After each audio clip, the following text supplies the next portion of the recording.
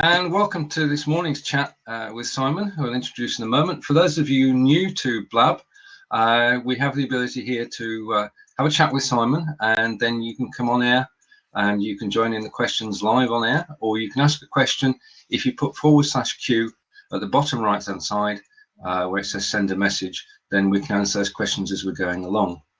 As for the screen itself, at the top left you've got the title, and underneath it says tell a little bird. If you do really like what we're saying, then press tell a little bird, and that goes out on Twitter and we'll get more people to watch.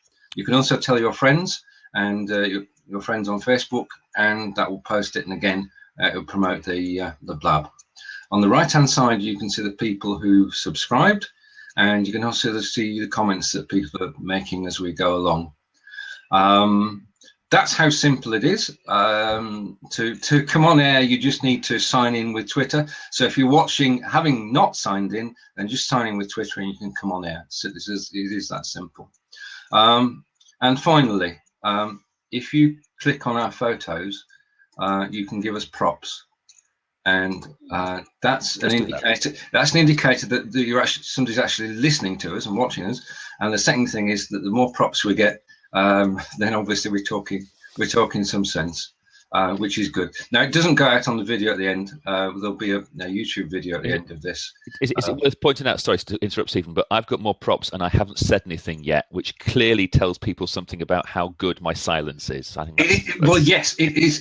It shows that they can see you, and hopefully they'll be able to hear you. Right. Good morning, Simon, and welcome to the Blab. It's good to meet again. We've known each other for about 10 years, and this is one of the occasions where I can say we've actually met. Yeah, I think face to face we've met just once, maybe twice, but we've known each other online for a very long time indeed. Yeah. Yeah, this is true. Part of a group of people who go from network to network and keep in touch, and keep in touch for 10 years is quite an achievement, and still be on great talking terms as well.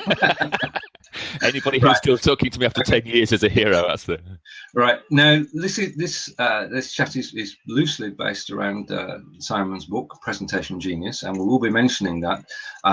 But I suppose we better start at the beginning. And what is a presentation? It's a way of getting information from one person to a group of other people. Typically, there are a million variations on that theme, but that's where I'm starting from. And usually it's for work, and usually it's within a company. The exceptions to that are obviously our sales pitches when you're trying to make stuff. The mistake most people make is that they think a presentation is all about telling people something. Okay. Yeah. As opposed to getting them to do something. Right. And you have to tell them something first in order to get them to do something. But for me, a presentation is a means, not an end. It's not an end in itself. It's about changing. Oh, here's a really pretentious opening statement. You ready? Okay. It's about changing the world just a little bit. Because if people don't do something different by the end of your presentation, all you've done is waste your time, their time, and the company's money. Yeah. So it's a way of getting something done, a way of getting something to change. What about subject matter? Can a presentation be about anything, or is something more suited? In principle, if you take this idea that it's about changing something, then the subject matter becomes secondary to what it is you're trying to change. Yep. But yes, in principle, it could be about anything. It could be about football. It could be, in fact, I've trained footballers. It could be about internet security. It could be about, you name it. Okay, so the topic isn't the issue. It's the what it is you're doing with that information that's the important thing. Yeah. Can anybody present? Anybody can present, just like anybody can play football. Okay, right. So you're not a Premier League player straight away then? That's it. Yeah. So you can kick around in the park. Anybody can kick around in the park and play kick and rush. Yeah. Presenting properly is harder. Now that doesn't mean that people can't learn to do it. I've never yet trained anybody that I haven't made able to present. There are some people who do it more easily than others, just like any other skill. Yeah. But I can teach presenting in the same way as my dance teacher could teach me to waltz. I'm not a natural dancer, so she taught me in a different way to the way she would teach natural dancers, but she did manage to teach me to do a waltz.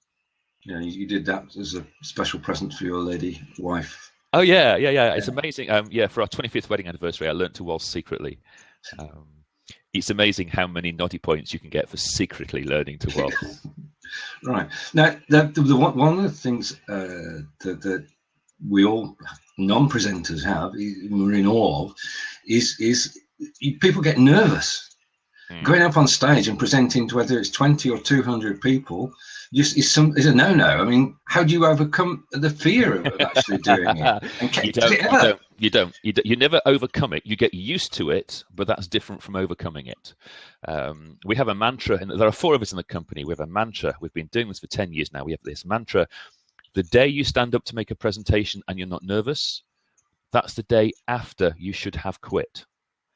Right. Okay. Because the only 2 reasons I've ever come across for people not being nervous in a presentation are either they are unbelievably arrogant, or they just don't care. Okay. And if you don't care, why are you making the presentation?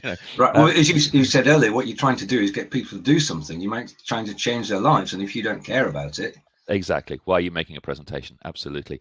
I mean, there are times when those nerves are a pain in the neck and they get in the way of what you are saying, yes. But the trick lies not in getting rid of those nerves. It lies in controlling those nerves and using those nerves. Because the hormones that are associated with nerves, those can be quite handy. And you can use those to help you think quickly and perform better.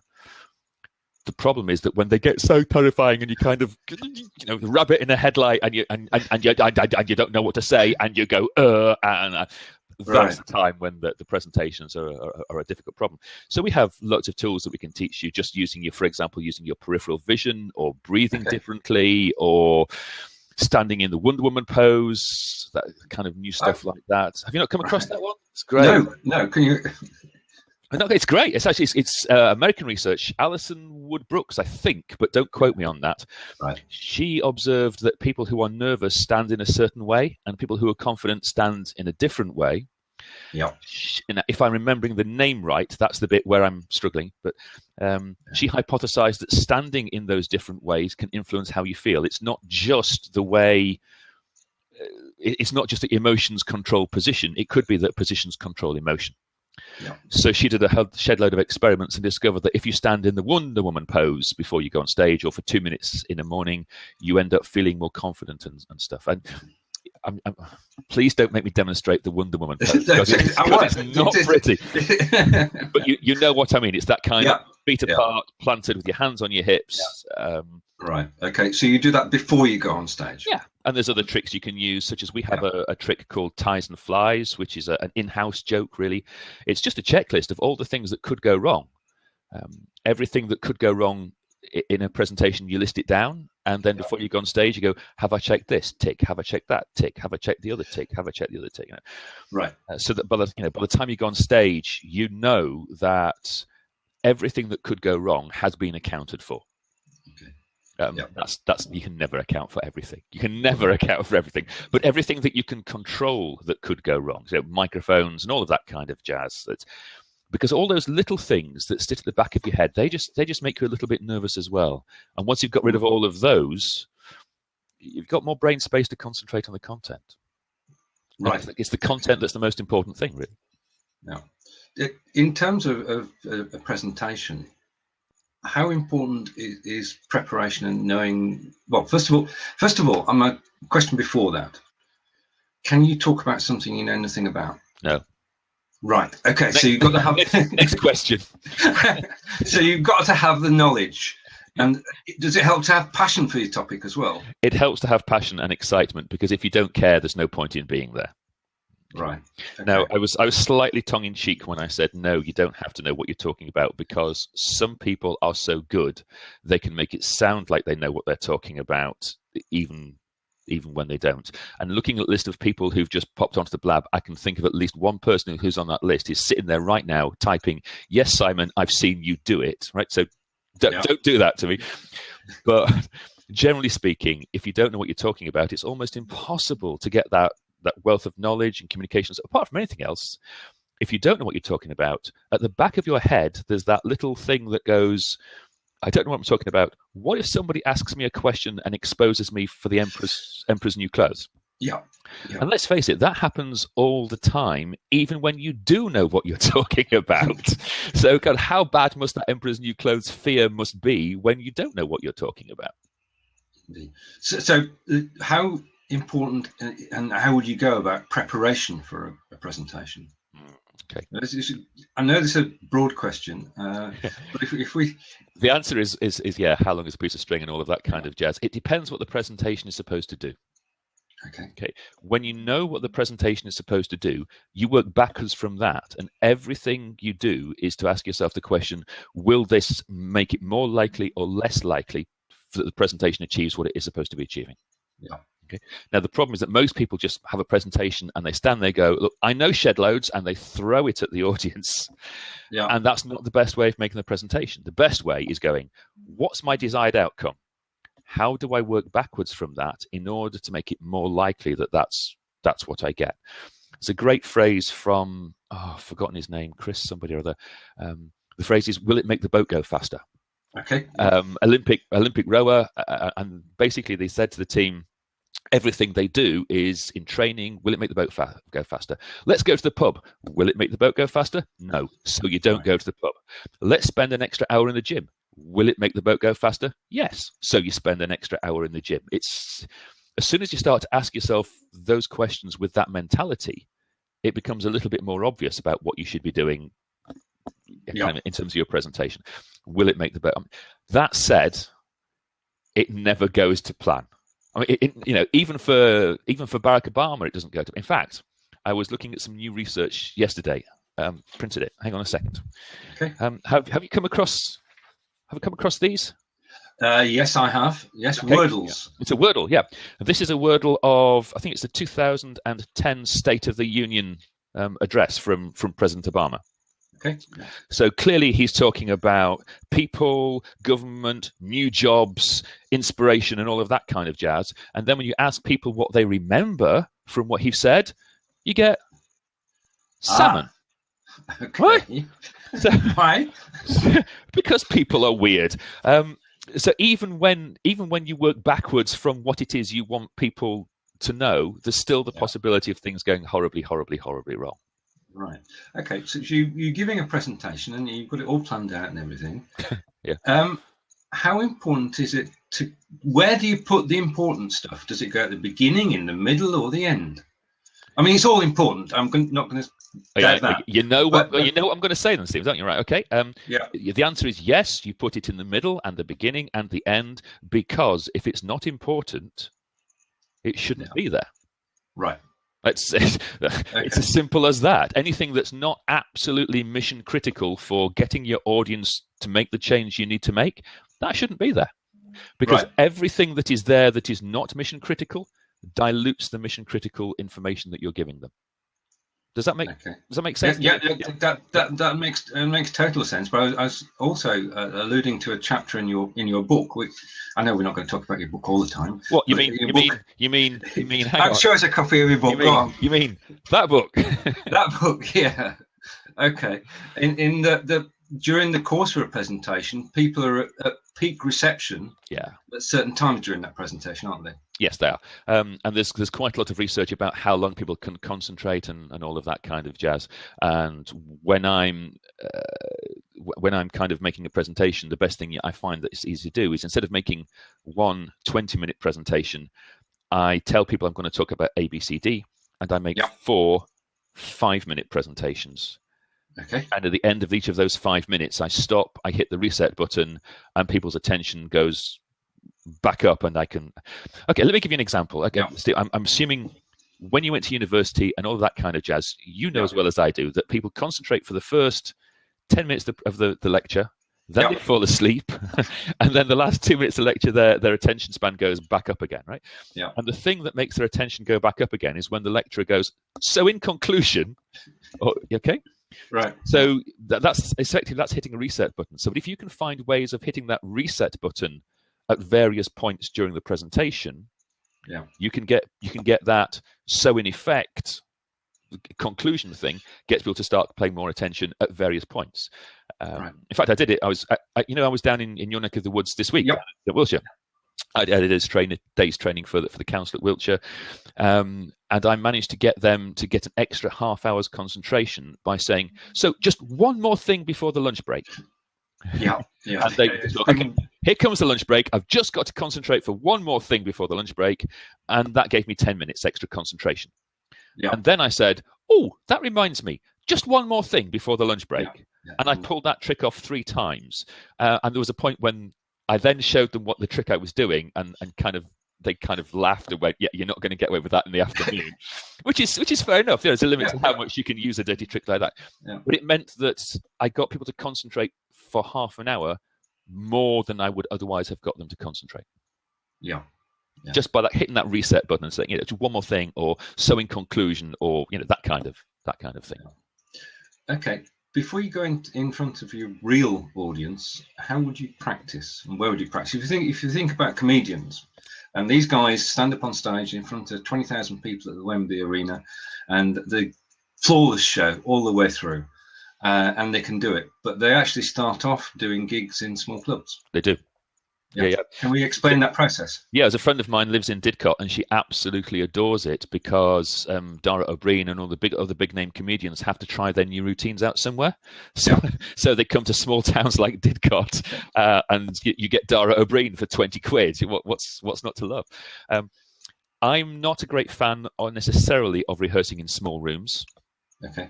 Unless and until you know what your presentation is. If you know what you're doing, then if you don't know what you're doing, then small rooms are fine.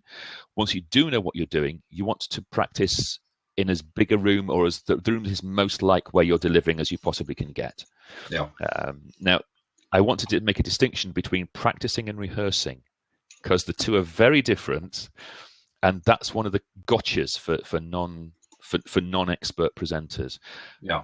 Rehearsal is a process. Practice is something you do within that process. I'm sure you'll have heard the phrase, practice makes perfect. I have, yes. Okay, yep, it's tosh. Yeah. Practice makes permanent. If what you are rehearsing is the wrong thing, all that's doing is making you better at doing the wrong thing in the first place. Okay.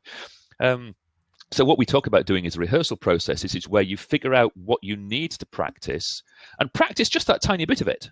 Okay. Yeah. And then don't necessarily. So if you're a musician, for example, you don't start at the beginning of the piece and play it all the way through and go, "Yeah, bar 2 sucked. I'll play the whole thing through again. Bar 2 sucks again, so I'll play the whole thing." You don't do that. You go bar 2 sucked, and you play bar 2 over and over and over and over until that's spot on. Yeah. And then you go bar 64 sucked, and then you do bar 64 over and over. And anybody who's not a musician in the audience is not going to have the faintest idea what I'm talking about, but you probably get the idea. Yeah, we've got it. Yeah. You go through it, you find out what works and what doesn't work, and then you just practice over and over those bits that don't work. Right. And for all that's holy, practice out loud. Okay. For 2 reasons. The first is nobody ever made a mistake in their head. Right. In my head, I have never mispronounced a single word. I have never fallen over my teeth. I have never, everything has worked perfectly first time. Right? Yeah. And the other reason for practicing out loud is that this is a physical task. This is a physical act. You're performing on stage, but you think a lot more quickly than you speak. So if all you do is rehearse in your head, you have no idea how long the presentation takes. You have no idea how long this bit takes, or that bit takes, or the other bit. Because we've all been in situations where, you get towards the end of the presentation and the presenter goes, running out of time, better skip over these slides. But that wouldn't have happened if they'd rehearsed out loud, or better still, actually, if there's stuff that they can skip over, you have to ask the question what the hell that content was doing in the presentation in the first place. But yeah, indeed. Right. Okay. We've got if you look down to the text on the right-hand side, Leaf is moving towards improvised presentations. Yeah. I don't improvise. That's not true. I do improvise, but improvisation is different to what people think it is. Okay. People think that improvisation is making it up on the spur of the moment, and it isn't. Improvisation is rehearsing different bits so that you can put them together so that it looks like you're making it up on the spur of the moment. Right. Okay. Yeah. Okay. So I might rehearse this and this and this and this and this, and on the day I'll do that bit, then that bit, then that bit, then that bit, so that it looks like I'm improvising, which keeps the natural instinctive flow, and it looks like a chat. But it's at least right. Yeah, there are lots of other ways of improvising. I'm talking about the way I do it. You're absolutely right. But what that means is that I don't lose the thread of what it is I'm saying, and yet at the same time I'm not using a script, because for inexperienced presenters, those are the two risks. They either forget what they're saying, or they go robotic because they're over relying on a script. So I'm trying to find this kind of improvised way around the middle, the best ground that works for most people. And that's just the way that musicians and comedians do their improvisation as well. Yeah, I knew that, but I had no idea we'd get Frankie Howard into this conversation. But apparently, Harris IT, right? Frankie Howard was a prime example of that technique. Absolutely, he would rehearse and rehearse and rehearse and rehearse and rehearse just that bit. Yeah, and then it looked like he was doing the whole thing was improv. Yeah. Brilliant. Now, of course, Frankie Howard never did Oxford, didn't he? He did presentations at Oxford, which were quite serious. At that stage, he had to take questions as well, which he was brilliant at. But most of us, what do we do about answering questions and things that come out of something we've said? Okay. How can we be? Okay. Well, the first thing to remember about questions, is that questions are a good thing. Okay. People only ask questions if they care. Right. So if somebody is asking you a question, that's the point. You know, you know you're 80% of you're 80% there if they care enough about what you have said to ask a question or to challenge you or something. That's better than tumbleweed. So if they're asking questions, celebrate it. Okay. Yeah. Second point, you should never be ambushed by a question. If you spend time in your preparation thinking about what questions could come up, you're going to have a rough idea of not the specific word, but at least the idea of what the questions are going to be, and you can prepare your answers in the same way as you would prepare the rest of your presentation. Or, better still, you can prepare your presentation to answer those questions so that those questions don't need to be asked at the end of the presentation. The nuclear option, of course, is when you've no idea what the answer to that question should be. Okay. Right. And there is one really helpful phrase that I can give people at this point, which is this: I don't know, but I will find out. And if you give me your email address, I will get back to you by 1:00 on Thursday. Yeah. And it's that last bit that salvages your credibility. If you just go, I don't know, then at least you're honest. Great. If you just go, I don't know, but I'll find out, that risks sounding like a fob to the audience. But if you go, I don't know, but I will find out, and I will get that back to you by a specific time, then that's a contract, and the audience are much more. Now, the downside, of course, after that is that you have to actually deliver on that promise. And there's a very limited number of times you can do that in any one presentation, but it will salvage your credibility on the one occasion in a presentation when you genuinely don't know. But if you get stuck, ask the audience. Get the audience. Right. Okay. So now we come to it. Should a good presentation actually involve the audience? It depends what the presentation is designed to do. Will it make the boat go faster? If the idea is to get the audience if making the audience involved makes it more likely that you will get the outcome you want, yes. If involving the audience makes it less likely you get the outcome you want, no. It's the principle is simple. That's the hard part. That's the hard part. Statistically, my impression is that the answer is usually yes, but including your audience for the sake of including your audience is a hiding to nothing.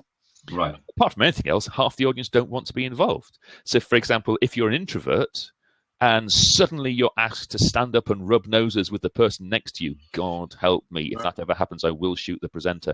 But you know the kind of icebreaker. All that does is alienate half your audience. So including your audience in that would be a mistake. On the other hand, getting your audience to do some thinking and then say, just take 30 seconds to tell the person next to you whether you've decided yes or no and why.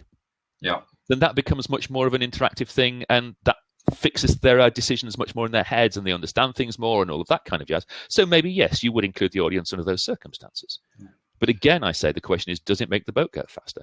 Is it making it more likely to get what you want out of that performance? Yeah. Now, you said earlier that you have, when you're doing a presentation, you have an outcome that you're looking for. What, and reading your book, you want people to go away with something. You want this to be a call to action. Now, how do you achieve that? Well, it's the best analogy I've got at the moment is to think of a report. Okay. You don't write a report for the sake of it. You write a report to give to your boss so that your boss goes, okay, cool, I get that, let's action it. Yeah. Just think of a presentation as a verbal report. It has the same aims and objectives. Nobody judges a report by how pretty the font looked, so why should you judge a presentation by how pretty the font looks, right?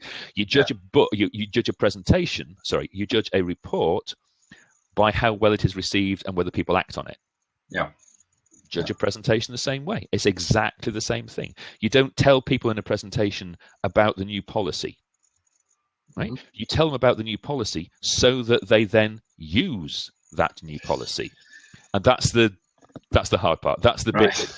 And to be honest, honestly, it's not quite as hard as I'm making it sound. The hard part is actually remembering that that's what it's for. Right. Because most people are so anxious about presentations. They go, got to give a presentation. What shall I do? I know, I'll talk about what I did on my holidays. Forgetting that what I did on my holidays is not interesting, right? What I did on my holidays so that people book at Croatia, that's the point.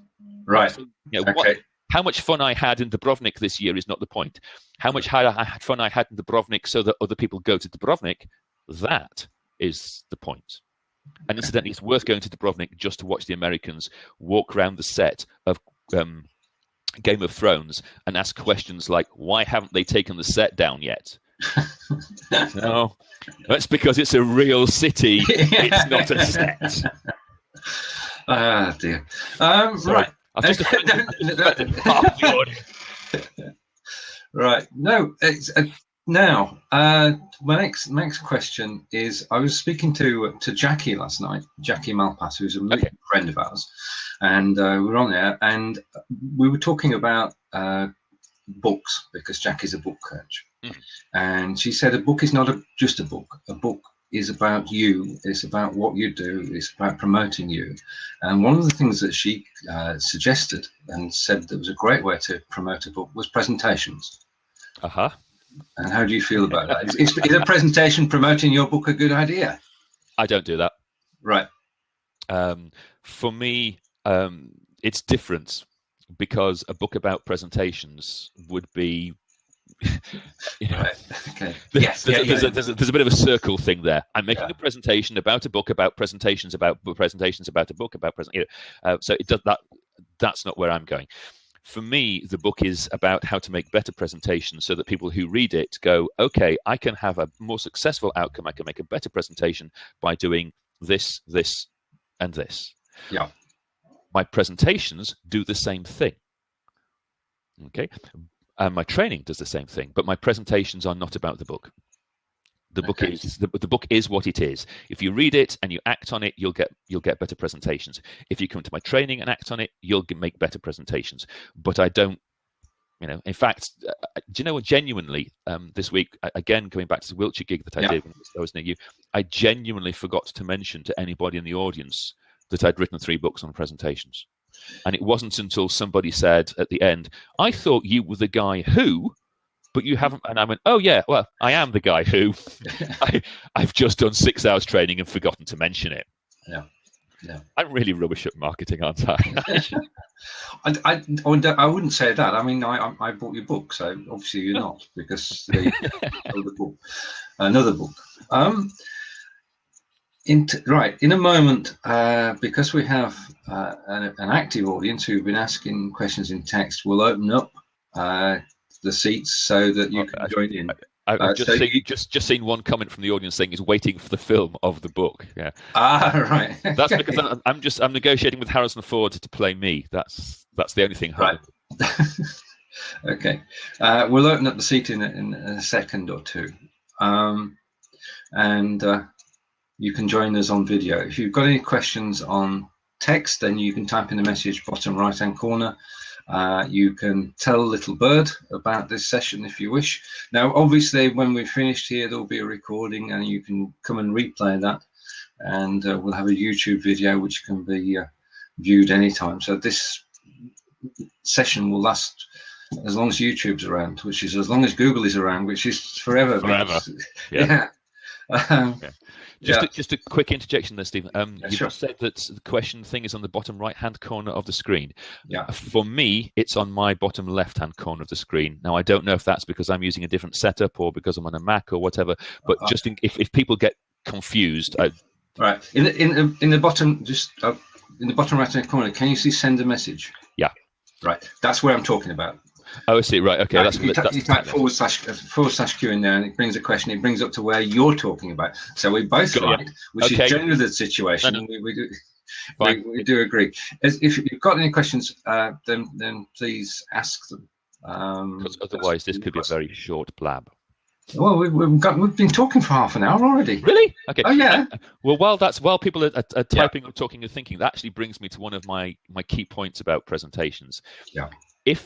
If you have a key object in mind and you can say what needs to be said in 10 minutes, say it in 10 minutes, shut up, go away.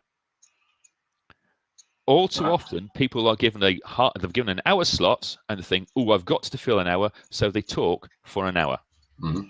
And all that does is bore the audience for 50 minutes. Yeah. On the other hand, if they need 90 minutes to say what they need to say, take 90 minutes. Because if you only take 60 out of 90, you've just wasted those 60 minutes. It's all about the outcome. It's all about the end product. It's all about avoiding the salmon problem. Right. Okay. What people take away with them. Yeah. And what they do with what they've taken away with them. Yeah. Because if they just take away with them, can I give you an example? I sat through an hour presentation a few years ago now, where the guy was telling us about his organization being the one-stop shop for startups. Yeah. If you wanted to make a startup, this was the place where you went. Okay, fine, good, got that. He spent 10 minutes telling us that. Got it. Can I go home now, please? But he then spent the next 50 minutes just telling us the same thing again and again and again and again and again, and then bored us to death for those 50 minutes. So he kind of spoke for too long, but he compounded that by not having this question in his head: what does my audience need? What's my planned outcome? What am I trying to do? Yeah. And clearly what he was trying to do was to get them to phone him or email him or whatever. Right. But the one slide he didn't give us was his website address or phone number. Mistake. Yeah, rookie mistake, rookie error. But he didn't do he didn't do his homework. He didn't think, what's my outcome, and what would make that outcome more likely versus less likely. Okay. Now, the guy bored you to death. You said by repeating the same thing over and over again. But is it repetition important to get your message across? And if so, you've said it can be overused, but at what level do you use repetition? Have you come across that great phrase, tell them what you're going to tell them what you've told them? I have now. Yeah, okay, right. Our take on that is tell them how you're going to bore them, tell them how you've bored them. And I'm slightly tongue-in-cheek about that, but if you repeat things too often, obviously people get bored. But there comes a point where if you don't repeat it, people don't learn it. Yeah.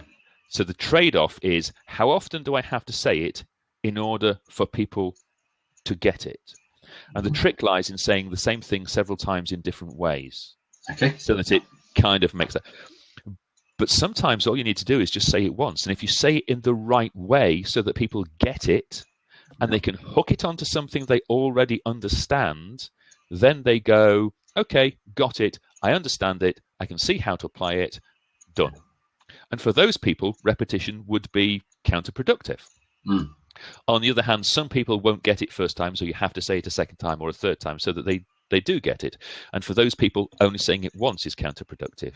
The skill of a presenter lies in looking at his audience's eyes, or her audience's eyes, and judging whether they've got it or not, and either moving on or not.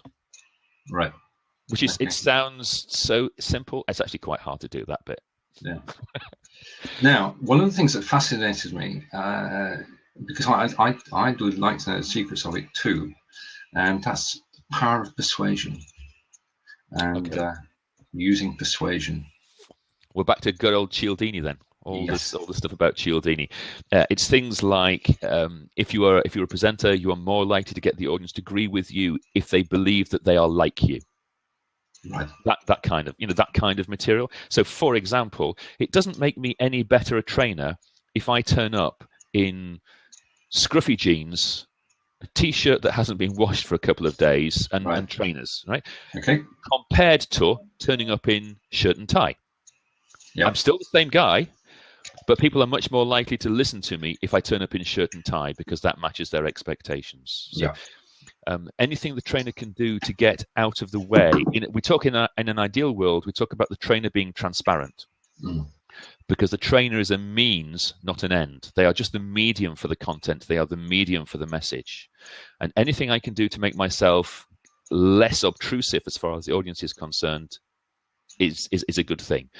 So if you want to persuade your audience, what you need to do is assemble the facts and assemble the emotion that goes with those facts, not necessarily in that order, and then get out of your own way. Yeah. So don't have habits is the thing. So you've noticed that I've been using my hands a lot as I've been gesticulating. Now, for most people, that's going to be okay. But there's bound to be somebody listening who's sitting there banging their head against the computer screen going, "For the love of God, man, stop waving your hands around." Right? So what you do is you play for the greatest good for the greatest number. Yeah. And just hope that those people who are outside of your definition of normal, or at least outside your target audience, aren't so put off by your gestures and your gesticulations and your habits and your ers and your ums and the way you talk, that they still get to the message. Yeah. Right. Now, the problem with what I've just said behind all of that, of course, is that it implies that giving people information means they change their behavior. And they don't. They like to think they do, but they don't. Right? The way to get people to change their behavior is to give them some kind of emotional call to action. Okay. Backed up with, can we give you an example? Okay, 27%. Last time I looked at the figures, 27% of the population in the UK smoke. Yeah. It must be impossible to live in the UK and not know that that's going to kill you. I can't conceive. Yeah. You know? It's just impossible that you could live in the UK and not have heard the message that this is a bad thing to do, and yet people do it. Okay? My point is that giving them another presentation that tells them about the facts of dying 9 years younger and all the money they could spend and yada, yada, yada, yada, yada, that's clearly not having an impact because those people smoke. They already know it's bad for them. Facts are not going to change their minds. What's going to change their mind is some kind of emotional response where you go, oh, look, and here's a photograph of somebody having a heart attack because they smoke. Just be careful. Don't go literally down that line because it can offend people. But can you see what I mean? It's about making some kind of emotional engagement with the audience backed up by the facts. And that is what gets people to change their mind and to act differently. Not just facts. You need the facts, yeah, absolutely. But if facts alone are not usually enough to change people's behaviors. You've got to engage at an emotional level. Yeah, absolutely, absolutely. Right, okay. If anybody would like to join us on camera, if you just press the call in and you can join us. If you know Simon and want to just say hello, that's fine. Just be abusive. There was at least one person threatening to come online today and just be abusive because I popped onto her blab the other day. Oh yeah. I'm not sure she's. No, I can't see her on the top of the list, so I think I'm safe. Yeah. But feel free, pop in, say hi. No. Ask questions. Harrison IT. it's not prefaced by the question thing, which is why it's not popped Yeah. over. It's slash Q, I think, is it? But going back to people's attention span, Yeah. what's the ideal length to aim for? Okay. Yeah, that's tricky. That's a really tricky question because it depends upon how smart your audience is and all of that kind of jazz. For me, it's more about how long it takes to get the message across. Yeah. If you get the message across in 10 minutes, then that's it. If it takes 20 minutes to get the message across, then if it takes 45 minutes, then take 45 minutes. If it takes an hour, then take an hour. The key thing is how long it takes to get the message across. You don't tailor how long you've got for the message. Of course, the trick then lies in being entertaining and interesting during those 20 minutes or 45 minutes or 90 minutes, but that's a different question. It's not about how long should I talk for in order to remain interesting. It's about being interesting within the length of time for which you have to talk, given the outcome and the topic that you're talking about at the time. Okay, understood. Now, giving presentations, you give presentations for your own purpose. We've got a question. Ooh. I can click the button now, and the question will come across magically. I shall read it to you, sir. Okay. How many times do you use a call to action? I've seen some presentations full of buy now and some with very little asking for the sale. Oh, hi, Shishal. The correct answer is how long is a piece of string? And I know that's desperately unhelpful. I'm ever so sorry. It depends entirely upon what it is that you're doing, but more importantly, upon your audience. Some audiences will resent having the buy now, buy now, buy now, buy now thing rammed down their heads. Other audiences won't notice anything subtle, so you have to bang them over the head with the buy now thing. The best advice I can give you is to design your presentation in such a way that you can add or subtract your buy now or your call to actions or whatever it is on the fly. So, for example, I've got slides in my slide deck where I've got a call to action. If I recognize that the audience doesn't want that call to action, I can just skip over that slide and nobody knows that that slide was ever there. And I can do that on the fly. On the other hand, if I recognize that my audience needs to be given call to action, because they're that kind of person, I can leave those slides in and they get hit right between the eyes with that kind of thing. I'm going to make a sweeping cultural generalization, and I'm going to get myself into terrible trouble here. But by and large, an English audience tends to be more reserved than some of the other audiences. And if you give them the call to action too often, they start getting a little bit annoyed about you. Right. So the answer to the question is it depends. I'm ever so sorry, man. There's no magic number for that. Sorry. Or if there is, I've not read the research on it. And I think I've read pretty much all the research there is. So, yeah, sorry, I can't give you any more accurate an answer than that. Glad it helps. An off-the-wall question, which has just come up to me. I'm going to ask it anyway. Who are your favourite presenters? Apart from yourself, of course. Apart from me? Yep. Apart from me, obviously Steve Jobs. Yeah. There's a guy called Don who works at Dell Computers, who is absolutely astonishing as a presenter. He manages to make the most technical of stuff sound really exciting because he doesn't really talk about the techniques. He talks about the outcomes, and he treats the techniques and the technology as a black box, which is a really handy little thing. And the obvious other one, Steve Jobs, Barack Obama. Yeah.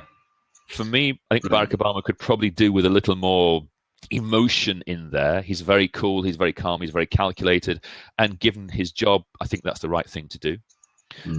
But if he wants to motivate people, he needs to be a bit more passionate. But there's a friend of mine, a girl called Claire.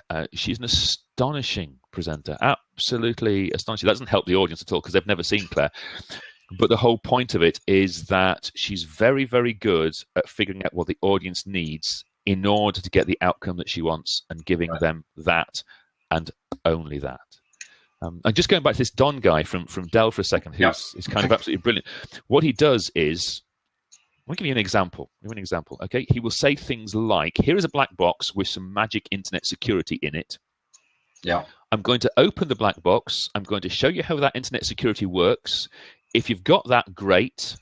If you haven't got it, don't worry about it. What you need to know is inside that block box is internet security magic."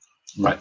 Yeah. The example I've used is to ask my audience how many of them have ever used Excel to, and they all put their hands up. How many of them have used Excel to sort a column of data? And they all put their hands up. And then you say, and how many of you actually know the algorithm that Microsoft use in order to create that sort routine? Yeah. Nobody puts their hands up. No. And nobody cares. What's important is random data in, sorted data out. Magic black box in them. And you can have part of your presentation about that magic black box in the middle. Yeah. And that's great. And all the geeks in the room will get that and be fascinated by it. But then you go, if you've got that, great. If you haven't got it, put that in the black box. And what you need to know is random data in, sorted data out, and the black box will do that for you. And that's one of the things that great speakers do. They don't try and explain the minutiae. They make the minutiae available if the audience wants it. Mm-hmm. But what they do is talk about consequences, inputs, outputs, changes, effects, how it impacts upon people. And if the people then want that data, then that data is available for download in a PDF file or in the question and answer session at the end, or all of that kind of thing. I kind of went off topic there. Sorry, I was just no. But look, but by all means, go off topic. I mean, we're here to explore presentations. Basically, I didn't answer the question. Who are my favourite presenters? Because most of my presenters, most of the people I work with are. I'm going to use the pejorative term small-time presenters. They are normal people who have to make presentations as part of their job. Okay. And it doesn't always help to say, aspire to be like this person, aspire to be like Simon Sinek or whatever. Right. Because that's outside the experience of real people. That said, I can train people to be as good as Simon Sinek. Right, okay, that claim is now been recorded. Right. Yeah. I can train. Okay. I can train some people to be as good as Simon Sinek. Right. Okay. That hastily retracts. With that rider, I think we're okay. Are there any more questions from the audience? Because we're having a ball here, and you want to be? I want to be as good as Simon Raybould. Yeah, I don't. I aspire to be better than me, man. Aspire to be better than me. I'm good, but I'm not a brilliant presenter. What I'm good at is training people to be better at presenters, and better making present. There are loads of better presenters out there than I am. In fact, the person I've just talked about, my team member Claire, she's probably a better presenter than I am. But I'll be damned if I'm going to give her the link to this URL, because there's no way I am going to let her know that. Someone's just bring Claire on next time. No, she's far too pretty. No, not going to happen. I'm keeping her in a little box. Right. Okay. Well, it's been a joy to chat with you. Really, we've been chatting. Really enjoyed it. It's more of a chat than an interview. I've really enjoyed it. It. If people want to ask questions, that's great. If they don't, then just hit me at Presentations on Twitter. And I'll say, I'm not sure how much help I can be 140 characters at a time, but I'll do what I can. Right. I'm just going to, I know you don't like it, but I'm going to put a little advert in the bottom right-hand corner now with a link to your book, which this has been loosely based on. But we've explored a whole, very loosely. Yeah, we've explored a whole range of areas. Just all right. The final question before we stop recording, and we can chill for a moment. What advice would you give to somebody who is thinking about presentations, about starting doing presentations? Email me. Right. Okay. I walked into that one. Email me and give me money. Start from scratch. The first thing is this big psychological shift. Remember, nobody comes to see you. Okay. Unless your name is Bill Gates, Bill Clinton, nobody comes to see you. Everybody in the audience is sitting there thinking, what's in it for me?